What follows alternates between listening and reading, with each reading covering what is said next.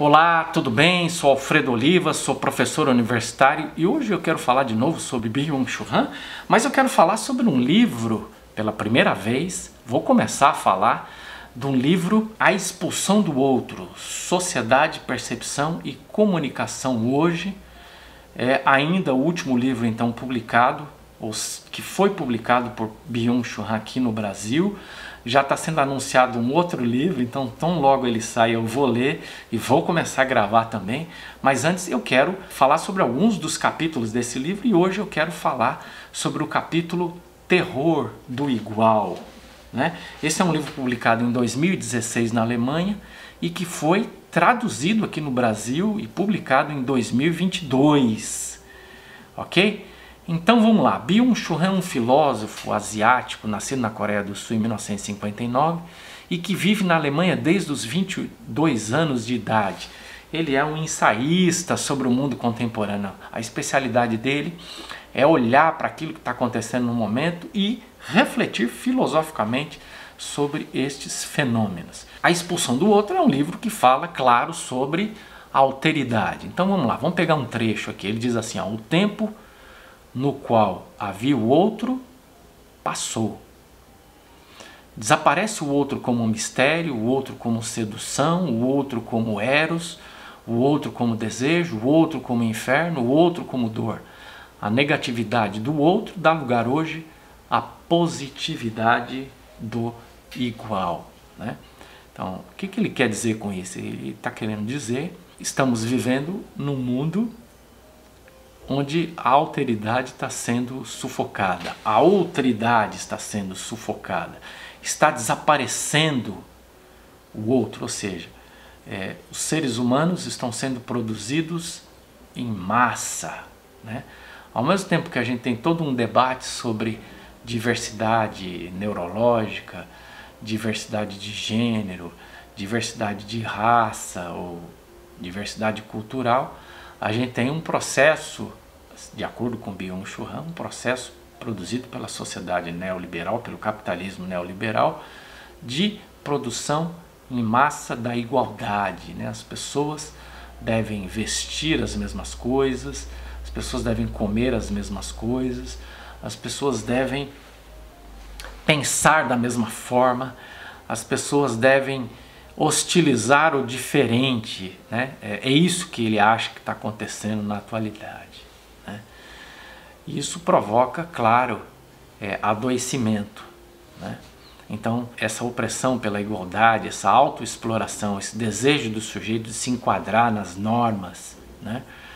Produz, por exemplo, depressão. Ele diz assim, ó, não a repressão, mas a depressão é o patológico sinal dos tempos de hoje. A depressão destrutiva não vem do outro, mas de dentro, né? Que está dizendo, ó, não existe mais o outro para oprimir, não existe mais o outro para exigir algo de nós, mas somos nós que exigimos de nós mesmos, né? Então, um outro sentido da eliminação da alteridade é de que o sujeito não é mais explorado por um outro, ele é explorado por si mesmo. Ele não é atacado pelo outro, ele ataca a si mesmo, né? E uma das possibilidades de interpretar a depressão é como um fenômeno resultante de um ataque a si mesmo. Ele diz ainda sobre depressão, o sujeito de desempenho depressivo é, por assim dizer, morto a pancada ou sufocado pelo si, né? Então, ele tenta ser igual a todo mundo, ele luta, ele oprime o seu próprio corpo, ele oprime a sua mente, ele oprime os seus afetos para que ele se torne igual a todo mundo. Mas é ele mesmo que faz isso consigo mesmo. E Byung-Chul Han diz ainda que nós vivemos no tempo do excesso. Diz assim, ó, a partir de um determinado ponto, porém, a produção não é mais produtiva. Está falando do sistema capitalista neoliberal, mais destrutiva. A informação não é mais informativa, mais deformadora. A comunicação não é mais comunicativa, mas meramente cumulativa, né? Quer dizer, o excesso de igualdade, ou a expulsão do outro, a expulsão, a eliminação da alteridade, produz um excesso, né? Quer dizer, é tanta informação igual que a informação não informa, a informação apenas deforma, ou a informação não pode chegar até as pessoas em função do excesso, né? Então, quando eu comecei a fazer graduação, em meados dos anos 80, tínhamos vários livros para ler, mas sabíamos que existia uma quantidade bastante limitada de livros, né? Hoje, quando o sujeito vai fazer um trabalho acadêmico, a primeira dificuldade na qual ele esbarra é conseguir selecionar o que ele vai ler, porque as possibilidades são absolutamente infinitas. E diante da multiplicidade de informação, nós sempre corremos o risco de ficar completamente desinformado. O excesso de comunicação não comunica mais, né? Quer dizer, tudo aquilo que é excesso faz a gente se perder, faz a gente ficar no meio de um acúmulo de informações e a gente perde a comunicação pelo excesso de comunicação, né? A produção é a mesma coisa, né? Se a gente pensar que o excesso de produção se torna improdutivo, né? O sujeito que quer produzir muito, ele se torna um sujeito improdutivo, né? Ele esgarça, ele queima, né? Esse é o sentido da expressão burnout, né? Ele queima, né? Ele se autodestrói. E ele diz assim, ó, não é possível jogar com a carne nua.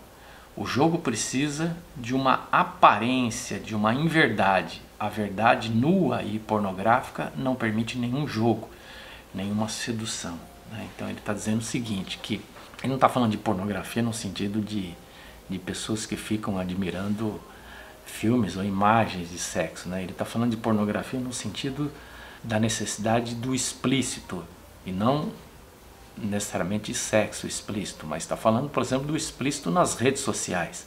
A necessidade das pessoas exporem completamente as suas vidas e deixarem essa vida sem nenhuma transparência. Não existe nada oculto, não existe nada a ser pensado, imaginado, né?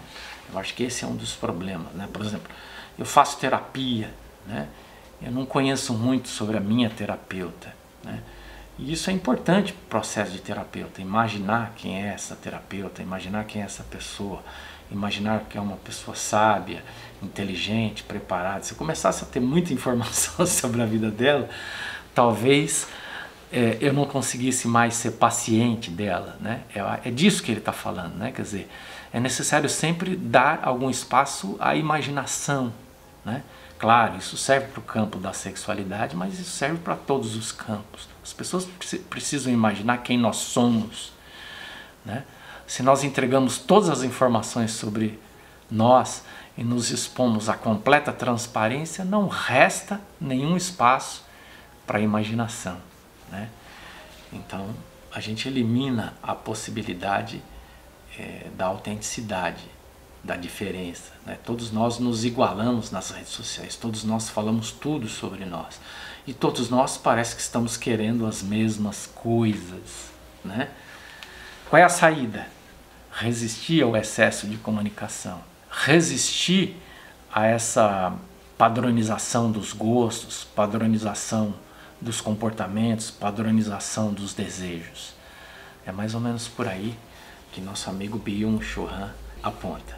Tá bom? Eu espero ter ajudado. Eu ainda vou falar em outras oportunidades sobre este livro, outras coisas importantes em outros capítulos, né?